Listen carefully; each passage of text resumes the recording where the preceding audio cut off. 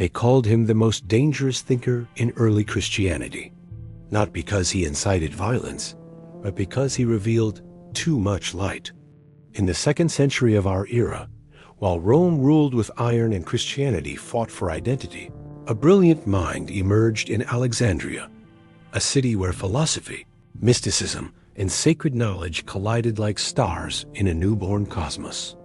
His name was Valentinus, a man whose teachings spread like wildfire, whose disciples filled entire schools, and whose influence grew so vast that even the bishops feared his shadow.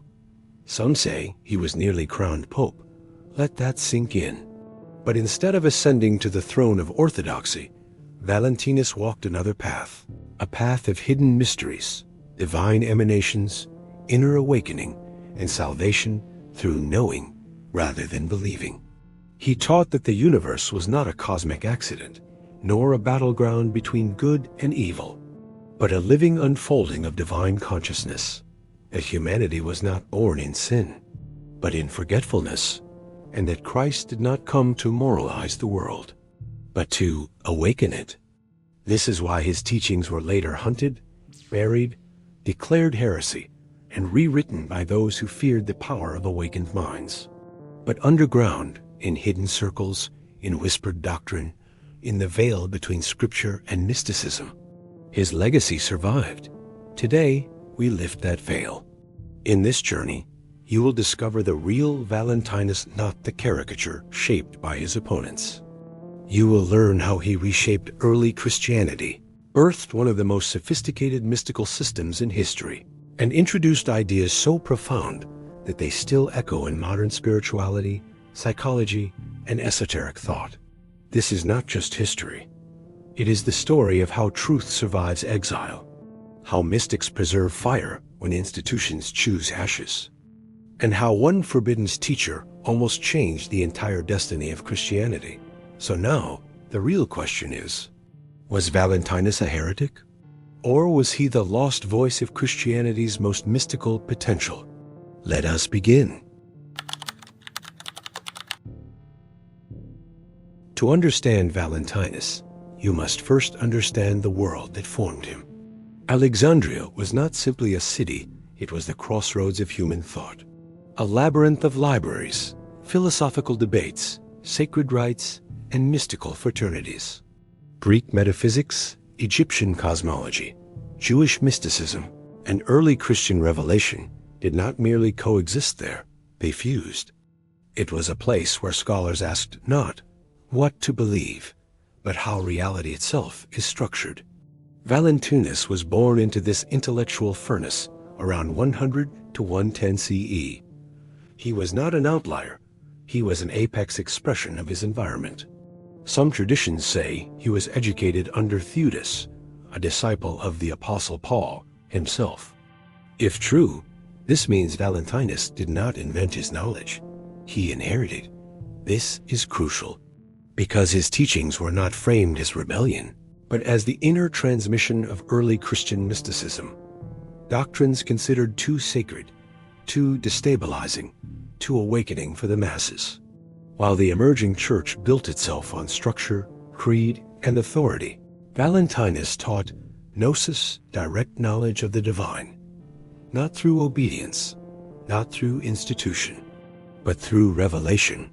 He spoke of Christ not primarily as a theological figure to be worshipped, but as a cosmic initiator whose role was to awaken the divine spark within the human soul. To Valentinus, God was not a distant ruler, but the depth of all existence, the ineffable source.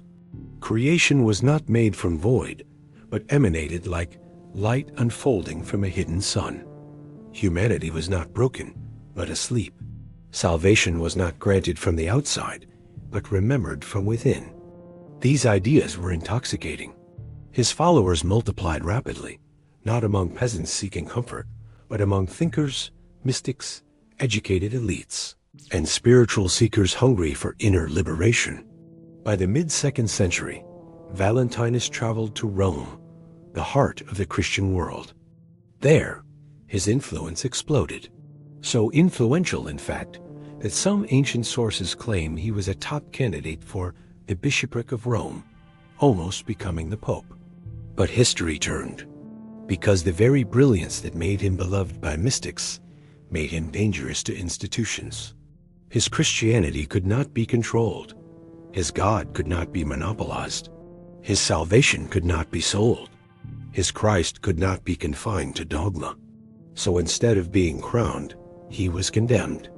And thus began the 3-century campaign to silence his name, dismantle his teachings, and bury his scriptures. But here's the twist. They erased the man, yet could not erase the movement, because Valentinus never taught followers to depend on him. He taught them to awaken themselves. A dangerous kind of legacy, the kind that survives in silence. Valentinus did not speak like a preacher. He spoke like a cosmologist of the unseen. To him, the universe was not created once and fixed. It unfolded, layer by layer, from the depth. This depth was the monad, the indescribable source beyond gods, time, and language. Not a being among beings, but the ground of all being. From this infinite root, reality did not explode outward violently, but blossomed like light passing through prisms. Valentinus called these emanations Aeons, living intelligences, principles, divine expressions. Not angels in the classic sense, not gods to be worshipped, but archetypes of existence itself. Together, they formed the Pleroma, the fullness, a realm of perfect unity, where nothing is lacking, nothing is fractured, and nothing forgets its origin. Imagine the sun and its rays. You cannot separate them, yet each ray expresses the sun uniquely. That is the relationship between the source and the eons. But then comes the mystery. One eon, called Sophia wisdom, reached beyond her station, yearning to know the unknowable source directly. Not out of rebellion, but out of longing, a divine hunger. And in that radiant impulse, creation trembled, because yearning for the source is divine. But believing yourself separate, enough to reach for it, is the birth of illusion. From that moment of metaphysical tension, a ripple formed, a shadow, a fracture in perception. Not evil, not malice, but forgetfulness. Valentinus did not describe the tragedy as a human failure, but as a cosmic event, long before humanity had flesh. Matter, limitation, and divisiveness were not punishments. They were the outer echo of an inner dissonance. And from this echo emerged the figure later demonized by orthodox doctrine, the demiurge. Not a horned villain, not a satanic adversary, but a limited creator, a cosmic artisan convinced that his level of reality was the totality of reality. He built the world sincerely, but incompletely, powerfully, but without remembrance of the fullness. Valentinus saw the tragedy in this, not horror. The demiurge was not the villain. He was the first to forget, and humanity inherited his amnesia. But here is the secret thread in Valentinus' teaching. If we are asleep inside the creation of a forgetful God, then awakening does not mean worshiping higher. It means remembering deeper, because the same Sophia who stumbled also carried the seed of return. And the same fracture that birthed limitation also opened path back upward.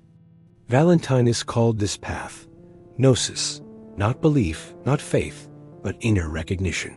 A remembering so profound that it does not change you. It reveals who you have always been. And this is where his message becomes personal, because in Valentinus' vision, the story does not end in heaven. It ends in you. If this kind of ancient forbidden wisdom sparks something inside, like remembering a dream you never consciously lived, consider subscribing and leaving a comment below.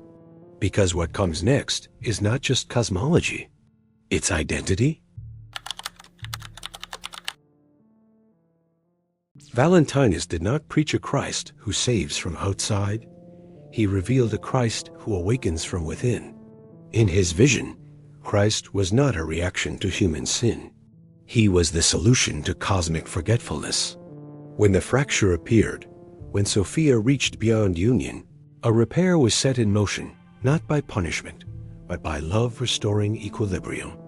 From the harmony of the Pleroma, an Aeon emerged to heal the rupture, the Christos.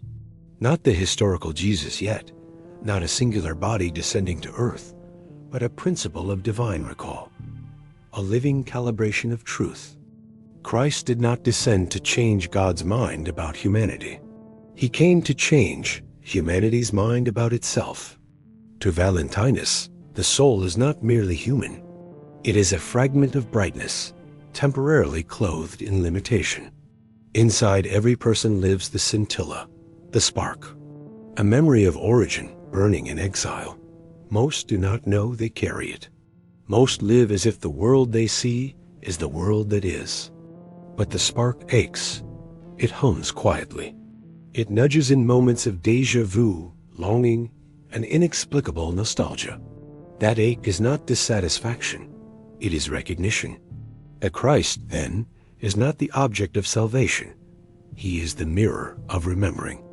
When Valentinus spoke of Jesus, he spoke of a human life so transparent to the light that the Aeon of Christ could speak through him without distortion. This is why Jesus says in certain Gnostic texts, "I am the light that is over all. I am the all. The all came forth from me, and the all attained to me." Not a claim of exclusivity, a declaration of origin. Valentinus believed Jesus did not die to forgive humanity. He died to unmask death itself, to expose it as part of the illusion layer, not the deepest layer. The crucifixion was not payment. It was initiation. And the resurrection was not an ending. It was an unveiling. Because the true miracle was not one man rising, but the revelation that rising is the destiny of all sparks. This is where orthodox Christianity and Gnostic Christianity split like a forked river. One path teaches, Christ can save you. The other whispers, Christ can reveal you to yourself. Valentinus went even further. He proposed that humanity is not one category. It expresses in three interior dispositions. Hylic, those lost in material consciousness alone. Psychic, those of faith but without inner knowing. Pneumatic, those who awaken to the inner spark. Not a hierarchy of worth, a spectrum of remembrance. And the pneumatics are not superior. They are simply early wake-ups. According to Valentinus, the spiritual work is not to earn ascent, but to remove the veil to recognize you are never fully descended. You didn't fall from heaven. You fell into forgetting. And forgetting has a cure. Not worship, not ritual, not dogma. Gnosis, direct, unmediated knowing. A remembrance that feels less like learning, and more like finally opening your eyes in a room you've secretly always known. The soul is not trying to get back to God. The soul is remembering it never left. Valentinus was condemned for this idea because it made the institution unnecessary. No priest required. No gatekeeper needed. No permission slip to return to the source. Just the inner spark recognizing the light it came from. And in the next layer of this journey, we translate the cosmic into the practical, because the greatest secrets in history were not preserved to be admired. They were preserved to be lived. Valentinus taught that truth is not believed, it is recognized. But recognition demands participation. A spark uncovered must be tended, not idolized. So the real question is not, what did Valentinus believe? It is, how do we awaken the spark now? The ancient Gnostics did not meditate to escape the world. They contemplated to see through it. They did not pray for salvation. They prayed for remembering. Their rituals were not about reaching God. They were about revealing the self that already touched God. Here are three core practices drawn from the inner logic of Valentinian Gnosis. 1. The mirror contemplation of identity. Stand or sit before a mirror, not to analyze your face, but to confront the illusion of the self you've been taught to believe is you. Gaze beyond appearance. Hold one question without strain. Who is the witness that sees this body? Do not answer with thought. Let the question dissolve identity until the observer becomes the observed. The goal is not insight. It is disidentification from the mask. This was a Valentinian secret. The false self crumbles when watched long enough without judgment. 2. The recollection of origin. Close your eyes.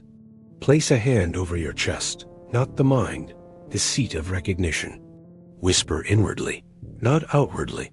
Light knew me before the world named me. Do not try to feel anything. Let the sentence evoke a memory older than emotions. Gnostics believed recollection is a frequency, not a concept. If something inside you softens, aches, or quiets, that is the spark stirring. 3. The practice of holy disobedience. This is not rebellion against the world. This is rebellion against the spell of inevitability.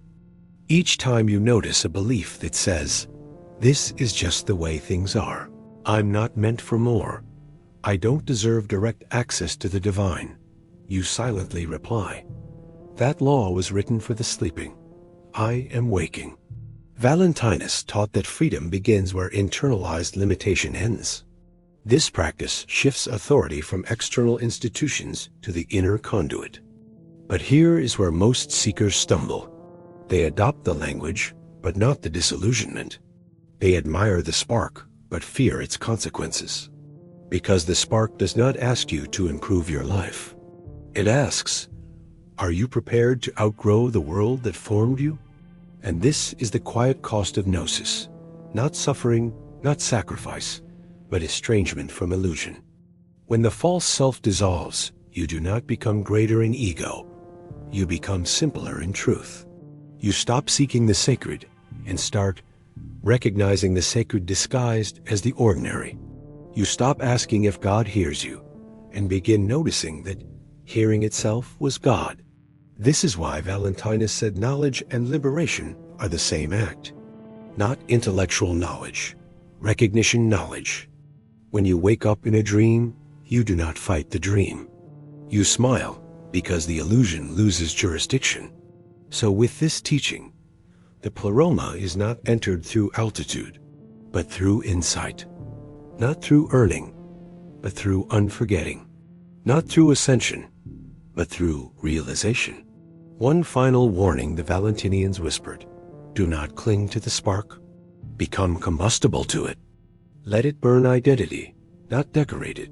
If you carry this teaching like jewelry, it remains myth.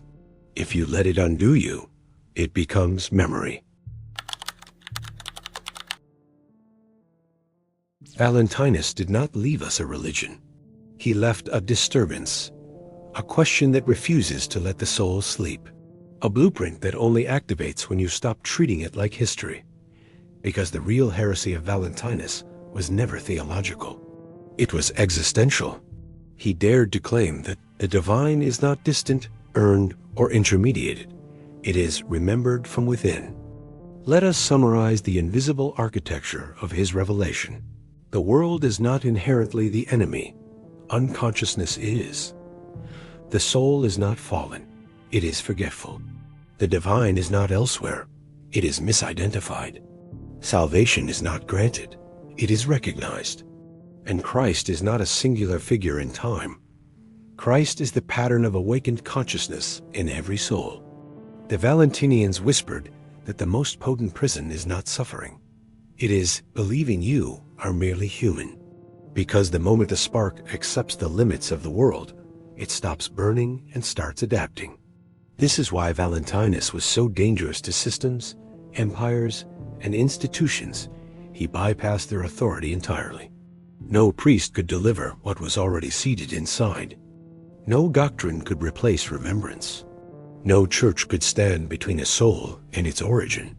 And so his teachings were labeled forbiddens, not because they were false, but because they were effective. But now consider this. What if this entire doctrine was never meant to be preserved by organizations? What if it was encoded to survive in the only place it could never be destroyed?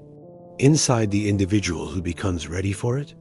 That is the mystery of esoteric survival. Empires fall, scriptures burn, languages vanish. Yet the spark recognizes itself in every age, not through inheritance, but through resonance. So here is the real question Valentinus places before you. Are you seeking God, or are you ready to stop outsourcing God? Are you studying the spark, or are you prepared to let it recognize itself as you?